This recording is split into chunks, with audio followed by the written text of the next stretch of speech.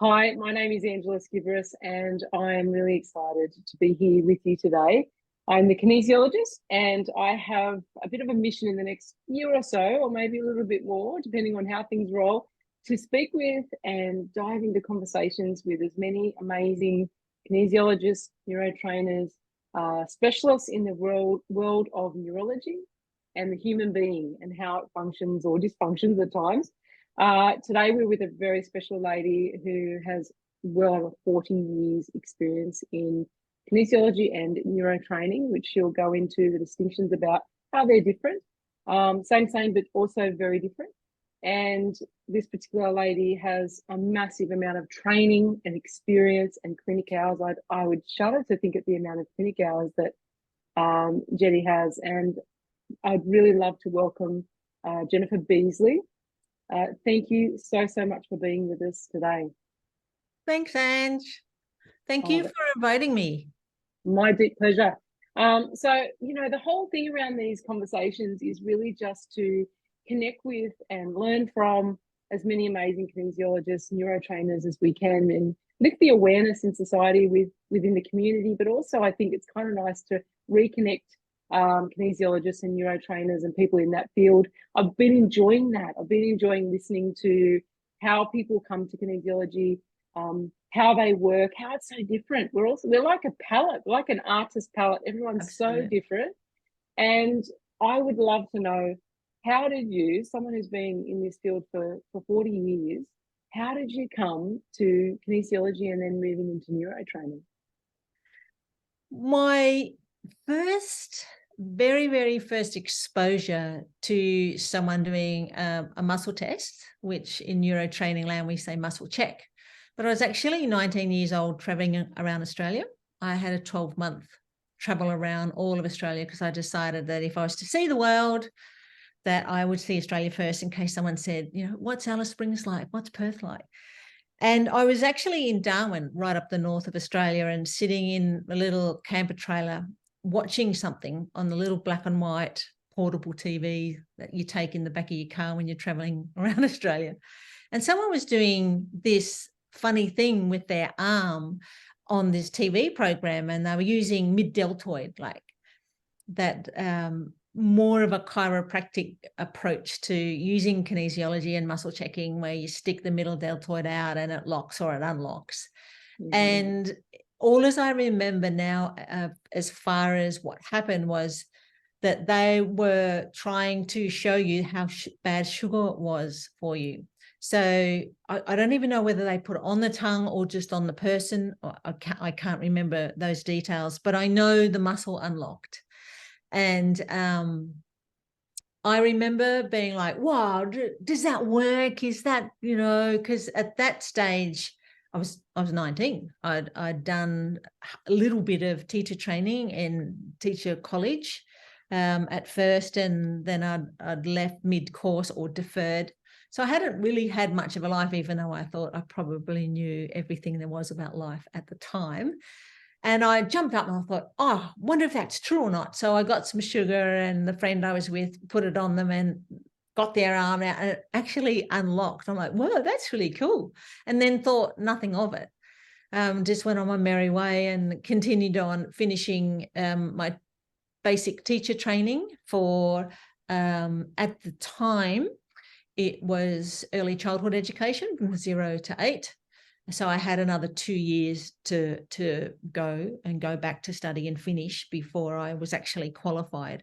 So in that following 2 years, I then came across, was my mother actually, who's now passed about 4 years ago, but she goes, Jen, you should go to this man. He does some really weird things. He pushes on your arms and legs, and 1 minute they're really weak and the next minute they're really strong, or unlocking and locking. And I think I might have been having headaches. And I also had quite a severe scoliosis of the spine. So I had all these symptoms because of that. And I guess, mothers never really wanting to have their children suffer were always looking for something. And I think if it wasn't for my mother's broad-mindedness, that I certainly wouldn't be here today. Wow. So I went off to this man who was actually up at Tacoma, that's out of suburb of Melbourne in the bush. And he was working out of his garage. So he opened the door as I was coming up the driveway, and he had these piercing blue eyes and no hair. And his name was Andrew, Andrew Beasley. And he had, I don't know how many classes he might have studied at the time, but not much, maybe a year's worth. But he was also at the time doing iridology and naturopathy, and really excited about that. So one thing I do remember, he said, as he looked in my eyes, practicing the iridology part, I'm like, what's wrong? He said, you must have a very patient partner. And I'm like, what do you mean by that? Quite like taken aback. Because he could see that I was quite toxic, and there was a whole lot of things going on a physical level. And the next thing you know, I'm on the bench and he's pushing on my arms and legs, and 1 minute they're locking really firmly and then they're unlocking. And I wasn't really short in coming forward with saying the first thing that came to my mind in those days. And even now, sometimes I still refer to myself as Jennifer Bluntly instead of Jennifer Beasley, because I'm like, oh, I should have thought before I said that. And when he pushed on a muscle called tensor fasciae lata, it was unlocking, and then he rubbed the sides of my leg, and then it was locking. I said, oh, you didn't push as hard. I don't believe that. You're just making this up. Because I didn't know where to place it in my mind, which I'm sure a lot of other people, they have this like reality check of, no, that's not real. Hang on a minute. I have to reshuffle things in my brain to have them work. And he goes, no, it's true. And I went, I don't know about that. He goes, no, I'm doing a class. Come and see for yourself. And I said, well, I think I just will, because I'm just not sure, and I really like to prove you wrong. So I went along to my first class to kind of interested and maybe a little bit, if I were to be honest, wanting to go, but too scared to open up my brain at the age of 19 to a whole new possibility of letting go of control. What does it mean that someone can do something to you, which brand new clients experience still today, when you're like, here is a locking muscle, let's push on your arm, think of something good and how it's locking, it's nice and firm, and now think of something that really stresses you and unlocks. They almost go, oh, you've exposed me, oh, that's really scary. And I think I might have gone through that. And really, the very first class, I was hooked. I couldn't really get enough. And so I was, by that stage, I had finished the basic teacher training in early childhood education, and I was working as a special needs teacher. And so I had 8 little special needs children under the age of 8. And they kept me very busy. So every weekend I would be learning something from about 20 onwards. And I think I might have done 40 weekends in a row at the time. I just couldn't get enough, anything that anyone did. So I went and did all of what people know as Touch for Health. I actually did that with Michael Wild, Touch for Health 1, 2, and 3. He owns now the Kinesiology bookshop and Equilibrium in Melbourne, or he's actually moved further out of Melbourne now, country. And at the same time, I also did all of 3-in-1 Concepts classes, which Andrew was teaching at the time, and his own stuff. And then as I just kept going and was so excited about it, I'd go back to my school that I was working at and like push the teachers on the children's tables. They go, I got to show you this. Like I wouldn't even ask permission, which is the thing you're supposed to do before you push on anyone's arms and legs, is permission to, to muscle check and muscle test. And those days, I don't think we learnt it. But when I look back, I'm like, oh, I probably could have been a little bit more gentle and diplomatic, and would you mind if, and literally she's like, what do you want me to do? I'll put your leg up and put your arm up. And yeah, so lots of people got to share my experience, kind of whether they wanted to or not. The excitement. Yeah, I was so excited. I think after the second 3-in-1 concepts class, it's called Advanced One Brain, we get into all the emotional and checking for negative emotional charge and so forth. I was just so excited. I remember saying to the facilitator, I want to do this. I have to do this. The whole world needs this. And it was like something just opened up in me where I became literally obsessed to know everything there was about kinesiology. So my journey started with the basics of and the grounding and muscle checking, and then I went straight into Richard Utt's programs, applied physiology, which at the time I'm like, what are they saying? I got no idea what they're saying. And I reviewed that and caught up on what they were really saying sometime later, and then moved to the 3-in-1 concepts, and ended up being a facilitator and a consultant in that, because that had quite a big variety of programs. So the first probably 3 or 4 years of my training was find out as much as you can and experience that with people. And it was really after probably maybe my 3rd or 4th class, I started seeing people. Started on a Wednesday night and a Saturday morning while I was still teaching. And at the same time, I was also doing an advanced diploma in special ed, because the training for standard teachers had changed from 3 years to 4 years. So I had to update. So I was also doing full-time study for that as well.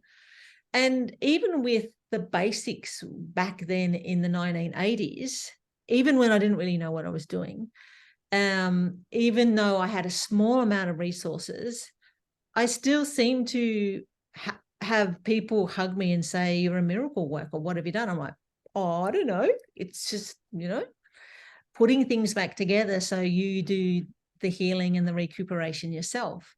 And I was okay about that, because I learned very early on that you're only as good as your resources and your imagination with that. So I was okay with not knowing it all, which I think was a benefit, where some people might, I'll never know it all, I'll never be as good as you. So I started out quite early in my learning and kept earning and learning while I continued on.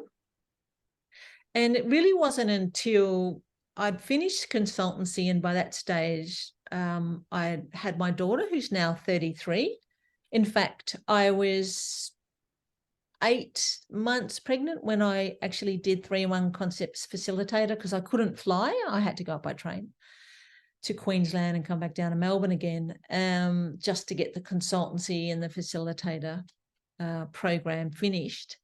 And it was really from then that I started to take it more seriously. And alongside of that, I was studying or wanting to study with Carl Ferrari and the neurological organizational technique. And so did half a dozen of those programs and just kept doing it, regardless of whether I was having babies or working or teaching or moving or those kinds of things. And at the same time, a few years down the track, in forming a working relationship with Andrew and continuing that throughout our whole history of friendship. We were originally called Educating Alternatives, educating people the alternatives to life and choices and so forth.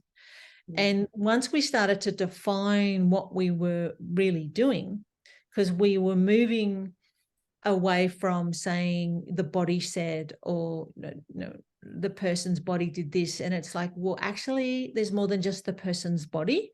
There's the physical, yes, and the body habits, but there's also the emotional expression and the mental and the psyche strategies, and then all the energetic. So it's like the person, it's not the person's body, and it's the subconscious that we're actually working with. And I think for a long time in the training where I first started, in perhaps the first 5 or 6 years, it was all about gathering a story and all about having an understanding of what's going on for the person, which in the end became a limitation to the approach. And we found very quickly that, you could do things and people didn't know what you were doing. And then we started to connect the dots and realize that this is primarily a subconscious modality. There's nothing conscious about a kinesiology muscle check at all. It's neurologically, like from the nervous system point of view, something that happens without our cultural beliefs, our bias, or anything. It literally is a feedback mechanism that works on everyone. And that's pretty congruent by just manipulating spindle cells on a muscle. You don't make that happen consciously. But what was coming out of the session for a person, I found after doing so many programs of the same, that there was something in me that's saying there's got to be more. There's just has to be more to these stories that people gather, and finding the negative emotional charge on your childhood and your sexuality and your aging and your adulthood and this and that, and all the different themes that people in different kinesiology modalities created. And I thought, well, I actually started to feel sticky on the inside. It's the only way I can really describe it, like a question mark that hadn't come out of the box yet. And I remember turning to Andrew going, sometimes I felt like I was better off before I knew about all these things that are supposed to be wrong with me. And I realized then that all of the kinesiology modalities that I'd studied up until forming the neurotraining approach were focused on problems. And combining the muscle checking with what's your problem, let's see what we can do to do something about your problem, started to connect problem with muscle checking. So what would happen then is that people, even myself, I experienced, you fix one problem and then give yourself a day, week, a month, a year, and then you've got another set of problems. And that's a natural phenomena that we'll do when we're sorting and searching and filtering and retracing back through unfinished business. And that's something that we can't necessarily stop, because it's a natural process that we do to recuperate and heal. It's really more, how much do you want to keep attaching that to the use of kinesiology? So we started to form an understanding about the training of what's happening when we push on people's arms and legs.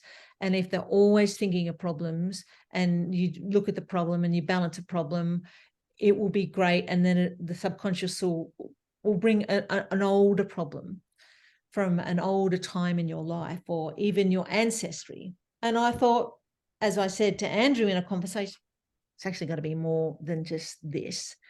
And it's really, in looking at the training and understanding, the best training is for something for the person, like a resource that whenever they have another challenge in life, they already have the solution to that. And that's where, from the old company name of Educating Alternatives, moved from that to neuro training, because it's became very clear to us that it's a training process.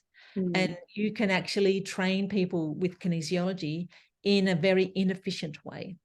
You can train people using kinesiology in a consequential way too. And people can aggravate and have consequences from a session if it's not done relative to the person's needs and how we all heal and recuperate and so forth. So that understanding of, well, actually muscle checking, even though it's a tool and it gives us a great evaluation of what's working, what's not working, how people are compensating, what's connected, what's not connected, what you do with that has the potential then for the client to do so much more when you do it in a solution-focused way. And so the Neuro Training company name change happened really because of that.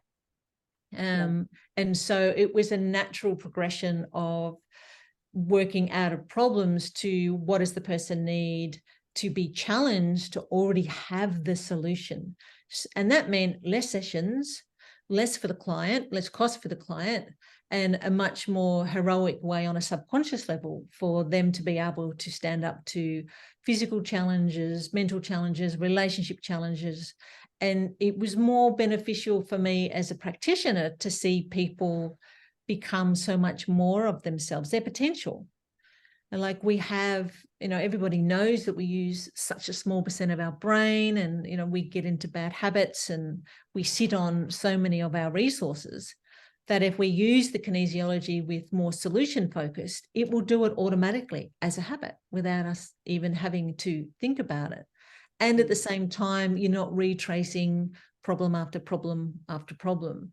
So it was quite a big journey over probably 10 to 15 years in the first 40 years of my study, of realizing that although sometimes we have to look at certain problems and challenges in people, how the approach and what we do with that will have much more long-term effects for the client, rather than just using techniques upon techniques upon techniques for something that a person doesn't necessarily do as best with as they could if we had set them up in a solutioned way. So the solution-focused neurotraining was very much, well, what resources do you have? Which we all have. Like, for example, we have 9 intelligences. And how much of those are you using? Let's just turn on a few lights in those intelligence rooms and see what you can do in your lifestyle, in your work, in your relationships. And it made the training approach so much more easier from a practitioner point of view. Once upon a time, I might have been doing lots, 10, 15, 20 different techniques in any one session, and coming to a more solution focused and using certain principles of how we heal and universal principles of how we unravel things in our life and how we get better. I would then come down to a basic 2 or 3 and change their life to the point where I had more energy at the end of the day. And I was quite shocked at, well, didn't do much considering I know years and years and years of all these things that I could do. And I feel great and they feel great. And the clients responded as if they'd had 10 hours work instead of 1. And I didn't tell you about this and this and my list and all the things I didn't mention, and they've all gone away because we were using the principles where we all do the same pattern in how to basically retrace and heal ourselves. And it's just a matter of turning that on for a start. And so that became really exciting, that I found the answer I was looking for coming out of problem focused to solution focused. Not to say that, as I said, people will have challenges and problems. It's more what we do with that. So the neuro training style using kinesiology became quite different. And it's there at the same time around the 15-year mark, could have even been a little earlier than that, where the model of universal principles was introduced. It used to be called the universal healing model, but we've taken a lot of words out of our language and moved them from healing to training. That way, we're not necessarily medical model based, which is not a preference for neurotraining. It's training the person to be their best. And that could be any training: nutritional training, emotional training, psychological training, energetic training. Learning and memory training, whatever. Yeah, that's right. So then the neuroscientists started to develop and bring out their researchers, which started to really validate everything that we had been doing in the kinesiology community since the 1960s, that the brain does change shape and it does grow new neurons. So every time we as kinesiologists or neurotrainers rub a point or shift a certain perception, we're bridging the gap and creating a better option, for their nervous system to develop a connection. And that means more connections, more lights are turned on. One house talks to the other house, to the suburb, to the cities. Neurons firing in places that they may have been dormant or shut down for some reason due to some type of trauma somewhere along the line. So that's I remember personally having come from almost 4 years of another kinesiology style, which it's all wonderful experience and research and techniques and whatnot, and got great results. But coming to that first level of neuro training and being floored, like literally having to have a balance on my jaw because I was dragging around, just so impressed actually at the depth of knowledge that we went into around the nervous system, around the brain function, and what we were actually enacting as a kinesiologist, because that was one thing that I actually must admit, even after 4 years, I still wasn't clear what we were doing when we were muscle testing. Yeah. You know, and I think there's a lot of people who are in that boat where they, oh, I just press the arm and, you know, whatever. Yeah. But I didn't understand on a deep level what on a nervous system brain level was happening when that was happening. And in that first workshop, I remember, and it was like the basics that, you know, I remember sitting there and getting, you know, corns on my hands for trying to keep up with the note taking, because it was just such wonderful science-based information, which I loved that you and Andrew and others brought together to deliver, which I think was just wonderful, was excellent. And Look, there's certainly, and I'm the first one to say, the original applied kinesiology and where that moved from to touch for health, that grew into the different styles of kinesiology in the 70s and 80s. You know, without that, we wouldn't be here today. And absolutely, I still, you know, give much credit to them. Now we've got a better understanding of what's actually happening, and then our job is to do the best for the client and what the client needs to progress on an energetic level. And even though we talk neurology and nervous system, it still boils down to the person. That's right. What's going on for them internally, and of course, you know, energetically, because at the end of the day, everything's energetic. And one of our first classes notes that we're working on the spirit of the person, or what the Chinese call the Shen, you know, the heart of the person. And you want to tread that with respect and clarity at the same time. Right. Exactly. So, yeah, it certainly became a really healthy addiction and a lifestyle for me. You know, it's nothing that it doesn't go in my day that doesn't include something about my work and my approach.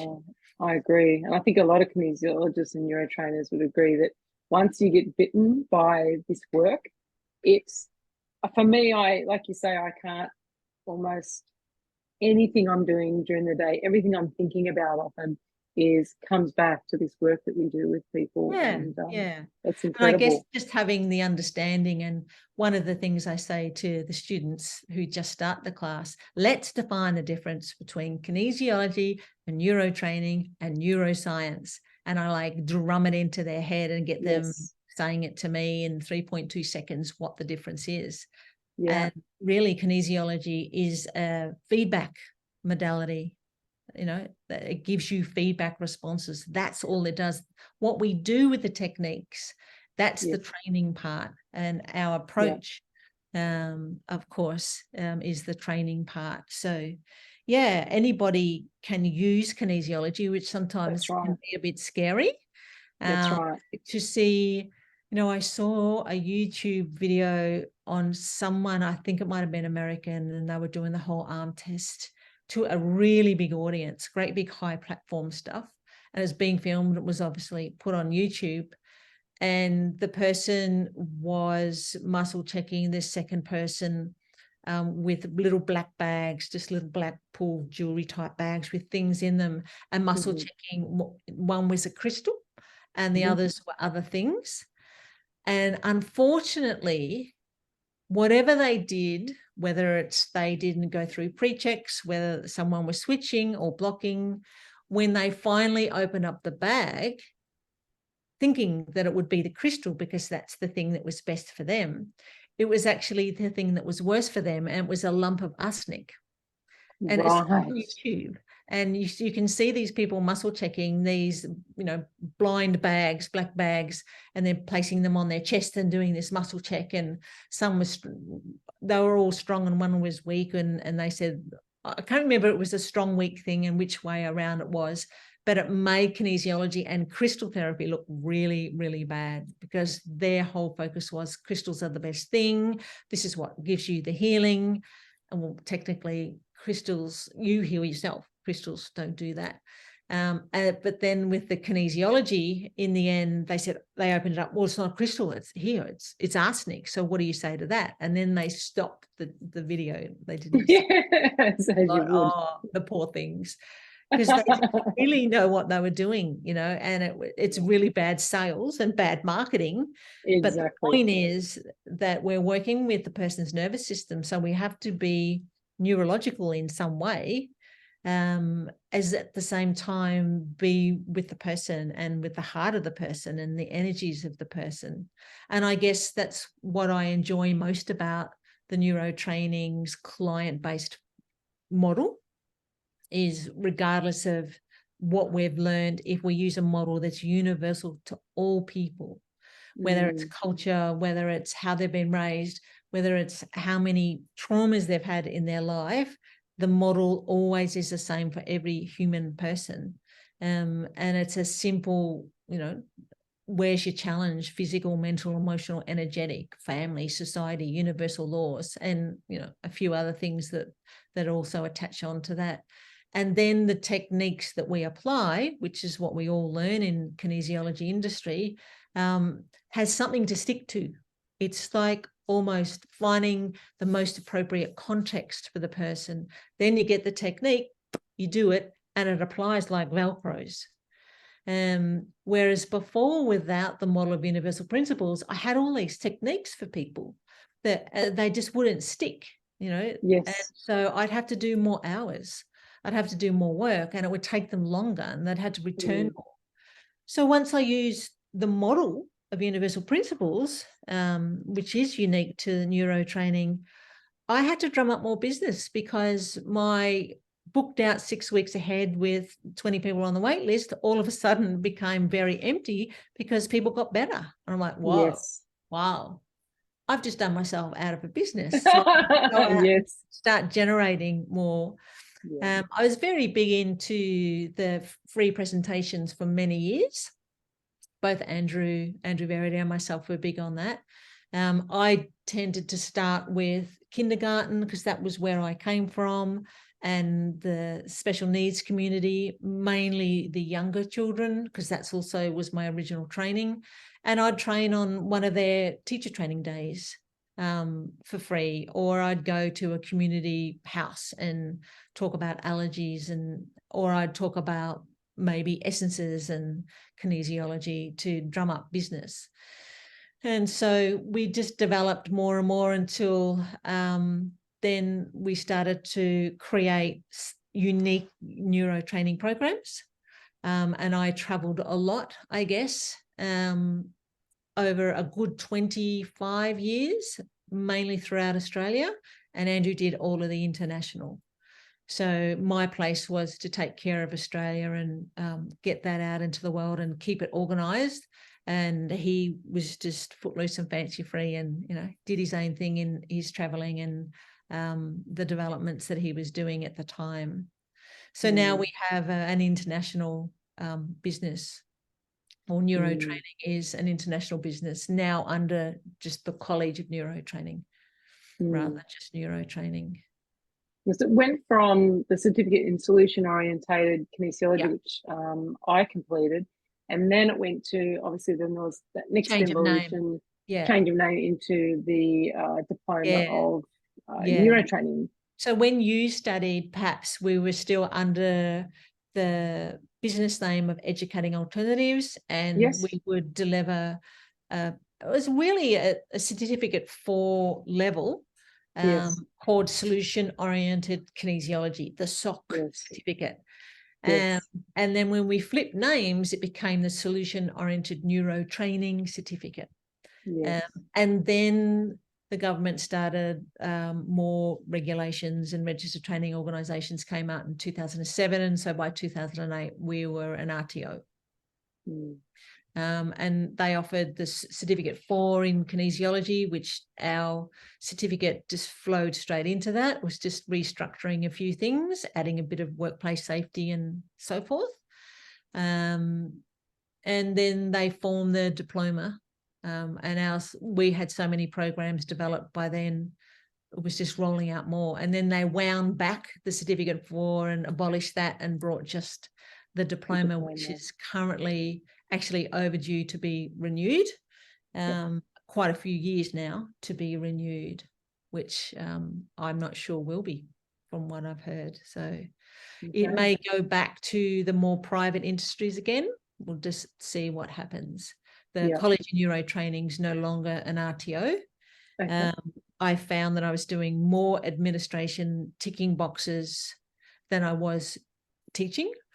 And the level of paperwork, anyone who owns a registered training organisation will understand that to do 60 or 70 hours is quite common per week because of the paperwork. And then you lose sight of the person, which is why you want to be doing what you're doing. So after Andrew passed last year in February, it solidified for me to pull out of the registered training, and also knowing where the kinesiology field is heading from a government point of view.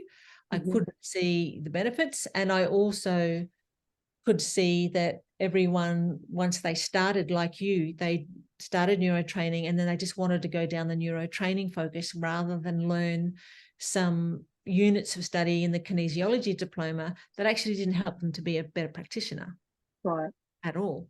And it was very disappointing to see that happen when it first came out, because I was on the board for that diploma. And then the common units were added by another board. And the common units are quite challenging. The current common units in the kinesiology field for the diploma are not necessary. It's not necessary to write policies about occupational health or business. It just isn't to be a single practitioner in kinesiology. So a lot of our students, or actually 98% of our students, just kept doing more neurotraining and all the money and time to the neurotraining. So I thought, well, I'm a one-man band now, with a few campuses around Australia. I've got to get to know all the internationals. So it took me 4 months to deregister.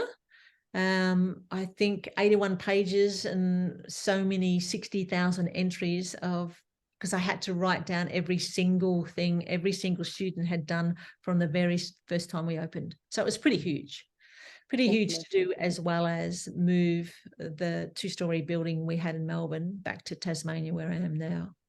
But that's all incredible. Done. And now we're free to keep creating I'm and the trainers that are also training to do how we want to do it, rather than, I guess, have to be stuck in a pattern of being answerable to authorities that it just didn't work for us. That doesn't necessarily understand the model and how it works. And so fundamentally for people, like, they can still, if people choose to go down the line of training with neurotraining and they want to do, a certificate in or whatever that you're now offering, they can still quite happily practice once they've reached certain level of proficiency. Absolutely. They can actually practice halfway, because our halfway mark is equivalent to a certificate 4 and gives them enough hours to start practicing. But anyone from the kinesiology community solely can come over and do a class or a number of classes, because the original model of universal principles was born for 2 reasons. And the first reason was, when we were in the Netherlands, there's a lovely lady called Kobe Shasfoot. I don't even know if she's still alive, because she was a lot older than myself when I was over there 25 years ago, or 20, maybe 28 years ago. She wanted to set up a kinesiology hospital. She had a lot of land in the Netherlands, and she wanted to make these pods and to help people recuperate and recover from diseases or accidents or whatever. So they'd do the hospital medical, and then they would come to these places and people would help them recover faster. So she came to us and said, what could we do as a model that would suit nurses and doctors who are into alternatives, But particularly nurses seem to be more open-minded to different things to help people heal. And it was really the model of physical, which is in the model in the chiropractic kinesiology model, and physical organs and systems and glands and diet and herbs, but also psychological or mental and emotional, and then energetic in the middle that combines it all. And to basically muscle check from that, real basics. What does this person need to recuperate? Something physical, something psychological, something emotional, or something energetic.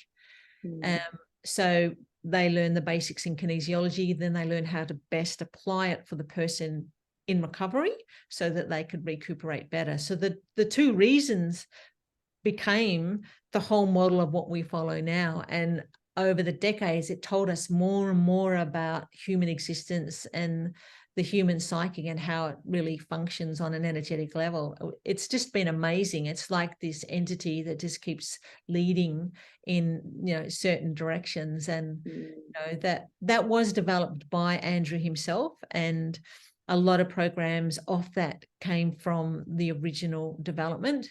And then since then, with the understanding of genetics and epigenetics, I've then incorporated that into the model, because we've got genetics, which is more physical, even though it's energetic, and the nutritional needs for that as well.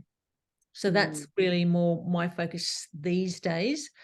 From what does a person need to clean up their toxicity in the past from the things they've done to themselves?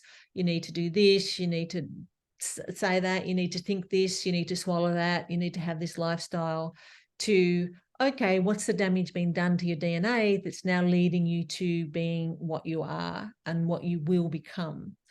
Because at the end of the day, we will walk into habitually how we're wired. And if that wiring has a few glitches, which we all have been challenged, and we all have a genetic system, we will walk into that habitually. So my sessions are very much about breaking up the old habits, putting in the new habits. So then energetically, they've got new pathways to follow, whether that's with DNA or whether that's with some other challenge. It's been really exciting to see people understand themselves more. Like, why does a vegan have high cholesterol? Because their DNA that does their fats and triglycerides isn't working. So it's like change the reference from a nervous system point of view, which is what we do as kinesiologists and neurotrainers, is we give another reference, another option. And that's why we call them better options. So if the person's going down a one-way street and they're feeling pain or hardship, or they've got a fat belly, or they've got cholesterol, and it doesn't matter what they eat and do and exercise, it's not changing. Well, the internal mechanisms, the subconscious mechanisms that the neurology is stemmed from, is easily accessed with kinesiology. And you can do some great work on reconfiguring that out so that a vegan doesn't walk into cholesterol problems, because it's quite bizarre when you think about, how could a vegan have high cholesterol when they don't even eat any meat or any dairy? There's no fats at all. And it's because that's how they're wired. So they were going to go into that anyway, maybe a little later, because they didn't have all the fats originally, but they were heading in that direction. So our habits are a big part of the work that we do now, is breaking up the habits, those silent killers that just head us into dysfunction. Exactly. And there's also the myriad of possibilities around why is that person having experience with excessive not irritation, but inflammation in their system, which in some ways cholesterol comes in like a healing balm. It's like, well, what is their body? It's like there's so many ways that we can look at why a body might be doing something, or a spirit, or a soul, or a person, or a pattern. And you just think, oh wow. When you said before, it feels like some entity guiding there's often many days where in session I find I'm being taught in session about something, that two things that you could never imagine coming together or making any sense. And yet by the end of the session, you're both sitting back going, my God, that all made complete sense. And yet I had Yeah. no idea about how that functioned, or this little part of, sometimes you do have to go Mr. Google and think, what is that particular scientific Yes. name? I don't even know what that is. Let's go I find can't out. even pronounce that name. Let's look it up. Let's Yeah. look it up. That's right. And so you go look it up, and then they say, oh yeah, my grandmother had that. Or so I think, oh yeah. Yeah, It's and just, that's it's sometimes extraordinary. that's the challenge in other modalities, looking from outside in to the Mm, kinesiology modality, because kinesiology is so subconscious, and you've got the client's subconscious and the practitioner's subconscious that mm, are networking together. And so mm, if you've learned A, B, C, D, E, F, G, and they haven't, it'll show. If mm. they've got some incongruent something or other here that you have access to, and you know how to do that, it'll show. If you haven't learned it, it may not show. And that's why some of the things that we do that we have no idea of, that we do have to go look it up in a dictionary or Google, Mm, a herbal thing. And how could you, they say, the outside people looking in, how could you ever know about that herb or that nutrition or that yeah. function? You haven't learned it. It's not about always what we learn. It is good for a Mm, direction, mm, but if it's reasonable to balance a person's nervous system to the dysfunctional mm, pattern, and they can be better, why not? mm. I'm not saying that if you haven't studied herbs, to give herbs, even though you read it No. out of the book, because that's the last thing I would say, is know what you're doing when it comes to putting something in someone's mouth, Mm, because you're not qualified. We're qualified. A kinesiologist is qualified to work with the patterns of the nervous system. That is it. mm. Not That's right. to diagnose, not to give herbs and homeopathics. Go get other qualifications to do that. And it's one of the reasons Mm, why I did that. Got my naturopathy and iridology and homeopathy and herbalism and nutrition, so that I could integrate more for the physical person who needed that. yep. And not everybody needed that. So I Yep. like to be teaching students, well, it's got to make sense before you give a triple dose of something that actually can be quite toxic. Oh God, yeah. Anything can be, depending on It's all relative. dosage and, Yeah. all that kind of thing, reactivity, or absolutely, that's right. So, I mean, and you have other solutions for kinesiologists or neuro trainers, if they're not necessarily, not working in the world of herbs and whatnot, but more on the energetic level of how they might be able to work with somebody Yep. on the body, Yes. um, On the person. Yes. on the person. Yeah. What are those things? Well, I've created some energy cards for those that aren't herbalists or naturopaths, and don't all travel. Because one of the things Mhm. I find really challenging is that I travel. So, one of the bookshelves behind me, I've got 4 of those, and I can't put them all in my suitcase to place them on a person, to challenge the person, because it's really in how you challenge the person is your best way in. Yep. You could be doing all their symptoms. I've got a headache, and I've got a sore toe, and I've got nail fungus, and I've got stress with my relationship, and you can work on those individually. But 1, are they the cause? And 2, is that the best challenge in to deal with all of them?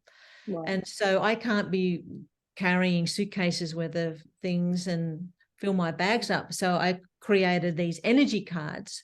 And this, for example, you probably see it back to front, St. Mary's thistle in a 30C potency form, which is, technically in homeopathic if you were to put it in drops. So it's not drops. They don't take it orally. That the energy in the fiber optic, which is where our telephone systems work from, is placed over the navel, and we just energetically absorb through the navel, and you can muscle check. So if somebody needed a particular herb, then they would balance them to the frequency of that herb. Yep. If they needed at the end a dose, they would have to go to a naturopath and have Right. that signed off, such as myself Right. or another naturopath. And the Right. case study notes would have to make sense. But in having said that, there are like tissue salts, for example. A lot of people can get those over the counter. There's actually reflexes on our body that can give feedback to whether you need tissue salts or not. And, I was talking about this with the Australian Traditional Medicine Society directors some many years ago, we work on the patterns around the nutritional imbalances. Because sometimes you can take St. Mary's thistle without having a neurological balance. And as soon as you stop taking it, the problem comes back. Why? Because the pattern hasn't been dealt with. So we work with patterns with people and giving them the best options to be challenged by that, to come out of it for long term. And one of the things, there was some research done by a kinesiologist in the 90s, and she did negative emotional charge and stress on people, 3 sessions, and long and short of it all was everyone felt better, but 7 out of 10 was the limit that got much better.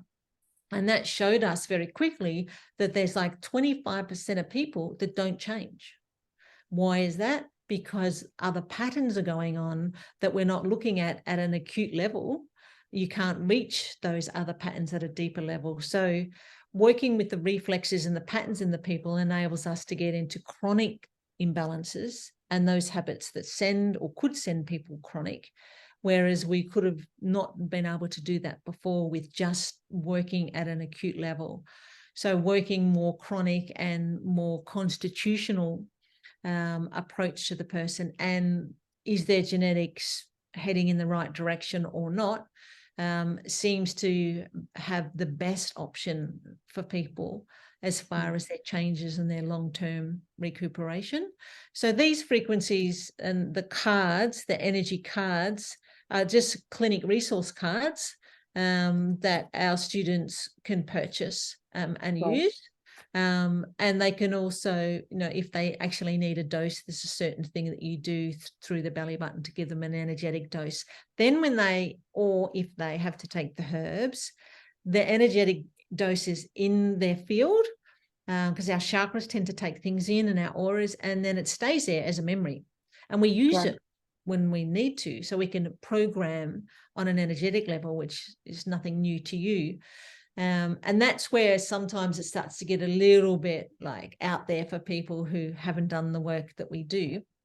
Yes, we can program subconsciously on an energetic level for when person takes a certain dose of something or not. Or we could use these frequency cards, and then when they do take the physical herb, it works so much better. Absolutely. That's fantastic. So can anyone purchase those, or do they need to do certain training? They need a little bit of training on how to use them, so that they've got an idea on the best approach. And so they can be bought in sets or single cards. Like if someone just wanted a couple of vitamins, this is vitamin K and vitamin E and vitamin B, rather than carrying around vitamins, they could be using the cards. I've got a new class, or it's not a new class, but a class we offer called Nutritional Alternatives coming up in April, and that deals with a lot of bacteria and viruses and blood chemistry imbalances. So having cards to determine old patterns, old dormant patterns, bacteria and viruses is really handy, particularly the flu viruses and all those other nasty viruses that people haven't been coping with in the last few years. So they act as a challenge system, which is what homeopathy does. It actually challenges the person internally, physically, mentally, emotionally, and energetically, like shakes the apples off the tree, and whatever loose apples are there will fall off. Like, oh, there's a problem, there's a problem. And these do the same thing, but it gives us the ability to recontextualize the pattern in the person. So then they go away and integrate that after the session and heal themselves. We actually don't heal the person does that on their own. So yes, you can buy them, but there are basic courses. I did do a small course called the Summer Series Frequencies, and I've already got that registered with the Australian Institute for Kinesiologists for people who want to do CPE. And I did that online, so that's available for people to understand about the frequencies and how to use them. Generally speaking, like I did a flu and an anxiety panic disorder, and I did a first aid. And so they get to understand, they learned about the frequencies, and then they learn when it shows in a session, this is what you have to check. There's all these, what we term pre-checks, to make sure that there's no aggravation, there's no consequences, and that it's safe, and the absorption and utilization is going to be, okay for them. And then, if they needed a dose, it's just a matter of giving them an energetic dose of that. So Exactly. it's quite simple, but much more powerful. And you're not dealing with traditional homeopathics if you're not a homeopath.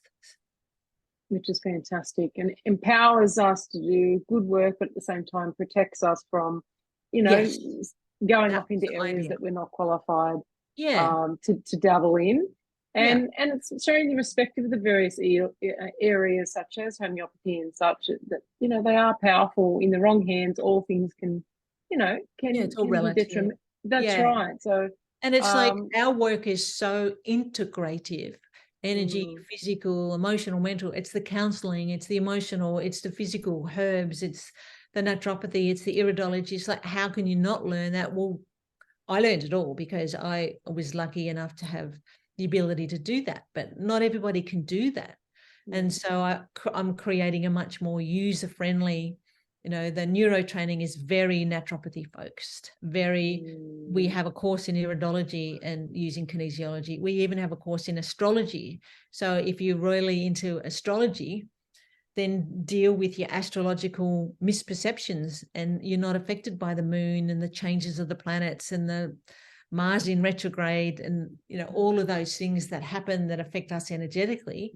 You get your pattern for your own cosmic chart balanced, and you're so free of all this time and space continuum stuff that really can do people's heads in. True. So that's why we offer so much, so people can select what they're interested in, and then they can specialize in their diploma of neurotraining, maybe in women's wellness or maybe in behavioral genetics. We do hand analysis and face traits and combine those so that people can understand where they're going mentally and emotionally with other people in their relationships. We've got trauma recovery one, so if they can dabble and choose out of the 50 different programs once they've done the basics, what they want to specialize in, and it suits their liking and their values. At the same time, they're getting a qualification in what they want to do, and it all works with helping the person in the best way. Exactly. Rather than just a whole lot of techniques. Well, all I can say to anyone that's thinking about training, doing neuro training style, is that when I started neuro training, I didn't care what workshop was coming up. I was there, and just care whether it be teeth or fears, habits, and beliefs, or it was just every workshop was just another facet to the beautiful diamond that is the human being, and fascinating. So I can't say enough for neuro training and all it's done for me as a kinesiologist, and developing into becoming I call myself a neurotraining kinesiologist. It's moving into that specialization. So where can people reach out to you to, maybe find out more about training? Well, certainly look up the College of Neuro-Training. We've got a 1300 number, 1300 682 655. And that goes through to my mobile and follows me everywhere. Occasionally in Tasmania, I don't get reception, so just be patient and keep ringing. We pretty much everything, apart from a couple of really super hands-on classes, everything's online. So, they join a class, they get the PDF, PowerPoint, and they get a recording of the class so they can watch it again.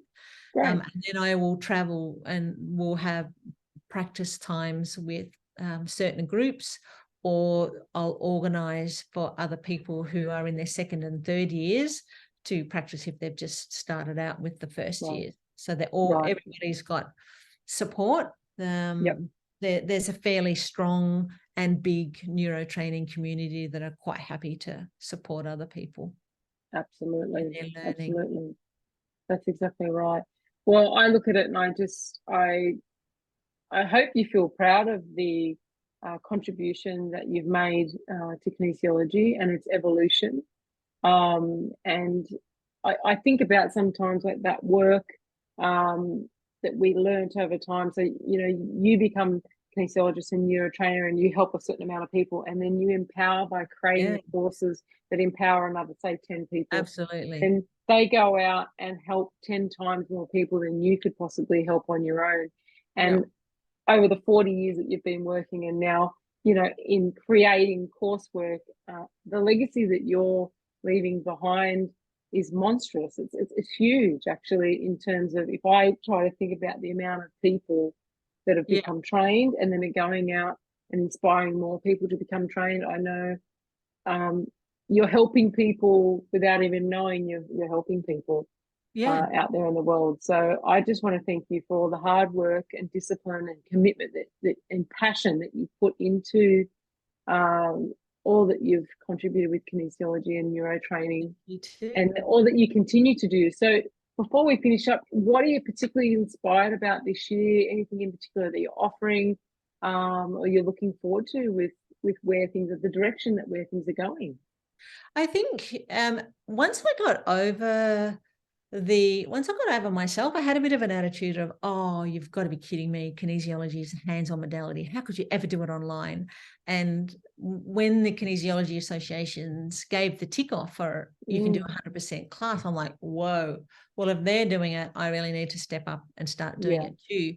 So once I got through the hoops of how that looked like and how to best present it from a student's point of view, it's opened up so many more things. So now, alongside of the solution-oriented neuro-training certificate, which is like the first step to becoming a practitioner to a diploma, we have 30, 40 other activation classes that are modules that you do to turn systems back on. The frequency class over summer, and the compromised blood class for the checking people for compromised blood and making sure the connection's there, because blood can make the kinesiology not work properly, and you wouldn't ever know that unless you checked it. And doing that over the summer has shown me that I can do lots of small, sweet things for someone who just wants to learn a little bit or see it for the first time, or add some education points to their references for the year. So the next one, after I do the big nutrition alternatives, because that's a very big class for the diploma people, and while I'm doing the activations for the beginners, I'll probably move into a biome, gut biome, and using the bowel nosodes with energy cards, because the gut-brain axis, it's a big deal out there, and it does take over the nervous system more so than your constitutional imbalances. So as we learn and develop about what's happening for the person, we're like, oh, this is really where you've got to start. No, it isn't. This is where you've got to start. And we learn and develop more. And it's like, oh, hang on, wait a minute. And then you've got like a tray of checking and challenging where to start with this person. The nervous system of the gut has a big deal over the rest of the nervous system. So it's becoming more of, this is what the learners in their earlier stage need to know now, along with compromised blood, before they even start. So I'll probably, I've definitely got dates. I just haven't put it down on paper or released it yet. There'll be a 3-week series of a 2-hour online coming up for that. And it will include the bowel nosode cards, which are traditional homeopathy approach, and all that information, and then how to do and use that in a session. Perfect. So, that's exciting. That's great work. Yeah. Very exciting. Well, anyone, if you're interested in jumping on board with neuro training, please, you can't go wrong. It's certainly been and is still it is my favorite modality, and it's made a huge difference to me. So thank you so much for coming on today, My pleasure. Jen. I really look forward to sharing this out with everyone. If you're a kinesiologist or a neuro trainer and you're keen, I said to Jules, a lovely lady that reached out, that's a friend of yours actually, I said, you should come on and chat with me sometimes. She said, oh, but I'm sort of still learning. I said, I'm keen to talk to people at early stages because it's, and I don't care how long you've been, you're keen to have a chat and connect up, then please reach out and let me know. I'd love to chat with you. And if you have other questions or a particular area that you'd love for Jen to dive into, I'm sure she'd be happy at some point in the next couple of months to jump on again and dive into something a little bit more specific. Well, I am jumping online for the association as well, coming up next month on hand analysis and how to get into the subconscious psychicness of a person and how to balance the genetic behaviors that you inherit from a mental point of view. So it's like, that'll be a fun thing too. Yeah, really love talking about that. Oh, beautiful. So you're on Facebook, Instagram, the college is on? Yeah, the college is on Facebook. Yeah. Yep. So you can find Neuro Training College on Facebook, Instagram, stuff like that. If you're looking for more information about what's coming up, you want to, keep on the wave and see when things are happening or get dates, please reach out. So, but thank you so much for coming on today, Jen. It's been an absolute pleasure. Thank you for inviting me. Thank you. My absolute pleasure.